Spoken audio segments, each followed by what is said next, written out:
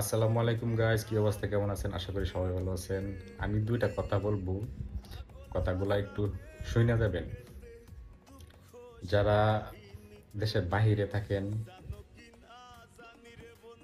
তারা কখনো কারো উপকার করবেন না। যদি উপকার করেন তাহলে সে কিন্তু একদিন আপনার ক্ষতি করব। একদিন একটা লোক খুব বিপদে পড়ছে, আইসা আমাকে বলতেছে যে ভাই, আমরা দুইজন এক রুমে থাকি, এখন ওনার টাকা হারায় গেছে, এখন সম্পূর্ণ দোষ আমার উপরে। আমি তার নাম বলবো না, বলতেছে সম্পূর্ণ দোষ আমার উপরে। ভাই, আপনি তো অনেক দিন যাবত এখানে থাকেন, তে একটু ভাই আমারে দেখেন বাঁচাইতে পারেন কিনা, এটা বললে আমার হাতে পায়ে ধরছি। ধরার পরে পরে আমি পরের দিন বসের সাথে দেখা করছি, বসের সাথে কথা বলছি। কথা বলার পরে তাকে বাঁচাইছি আমি, যেভাবে হোক বাঁচাইছি আমি।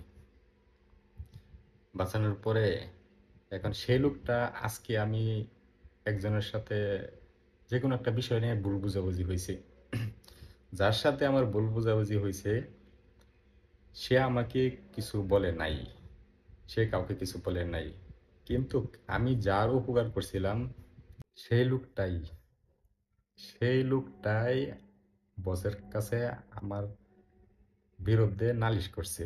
অথচ যার সাথে আমার ভুল বোঝাবুঝি হয়েছে সে নালিশ করে নাই। তো এই কারণে বলতেছি, কারো কখনো উপকার করবেন না।